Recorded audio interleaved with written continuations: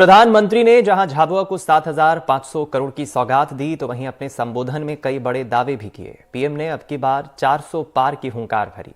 झाबुआ से चुनावी बिगुल बजाने के क्या मायने हैं, बता रहे हैं हमारे रेजिडेंट एडिटर अनुराग द्वारी।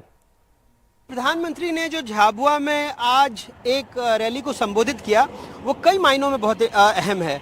हालांकि उन्होंने कहा कि वो कोई चुनावी शंखनाद करने नहीं आए हैं, लेकिन उसके आगे ही अगर आपने सुना होगा तो उन्होंने बार बार लोगों से पूछा कि उनको तो संसद में ही सुनने को मिलता है, तो अब की बार क्या 400 पार। और ये फिर लोगों की तरफ से प्रतिक्रिया भी आई और कहीं ना कहीं उन्होंने फिर आगे चलकर अपने कार्यकर्ताओं से ये भी कहा कि मैं आज आपको एक जड़ी बूटी देता हूँ कि आप जाइए 3 चुनाव में पता कीजिए और जो वोट आपके बूथ पर मिले हो उसमें 370 जोड़ दीजिए। यानी कहीं ना कहीं जो बीजेपी का लक्ष्य है कि 370 अकेले और पूरा का पूरा एनडीए मिलाकर 400 पार, उस लक्ष्य की तरफ वो अपने कार्यकर्ताओं को संबोधित कर रहे थे। तो इसे कम से कम चुनावी परिदृश्य में हम पत्रकार तो यही मानेंगे कि चुनाव का शंखनाद है।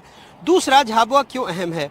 झाबुआ रतलाम वो आदिवासी बहुल सीट है। अगर पिछले 1952 से आप बात करें तो 18 चुनाव वहां पर हुए हैं, जिसमें से 14 दफे वहां पर कांग्रेस जीती है। हालांकि 2014-2019 में कहानी बदली थी, लेकिन आज भी। और अगर आप भील भिलाला की बात करें तो न सिर्फ रतलाम झाबुआ बल्कि गुजरात और अगर राजस्थान के भी जिले मिला दें तो लगभग 10 से 12 ऐसे जिले हैं जहां पर ये आदिवासियों का अपना एक प्रभाव है, खास करके भील और भिलाला का।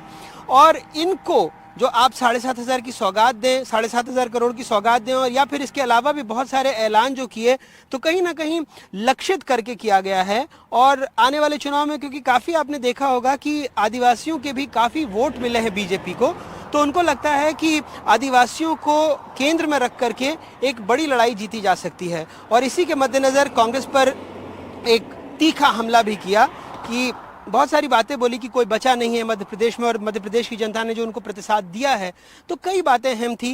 लेकिन जो सबसे अहम बात वो यही रही कि अगर आप झाबुआ में इतनी विशाल जनसभा को संबोधित करते हैं तो कहीं ना कहीं जो पड़ोसी राज्य हैं, चाहे फिर गुजरात हो चाहे फिर राजस्थान हो। देखिए, उन्होंने ये भी बताया कि कैसे दाहोद में जब वो बतौर कार्यकर्ता किस तरह लड़कियों की पढ़ाई के लिए भी वो आगे थे। तो ऐसे कई बातें उन्होंने कही हैं जिससे कि न सिर्फ यहाँ का जो एक मतदाता है बल्कि आसपास के दूसरे राज्यों के मतदाताओं को भी बीजेपी अपने पाले में ला सके या प्रभावित कर सके।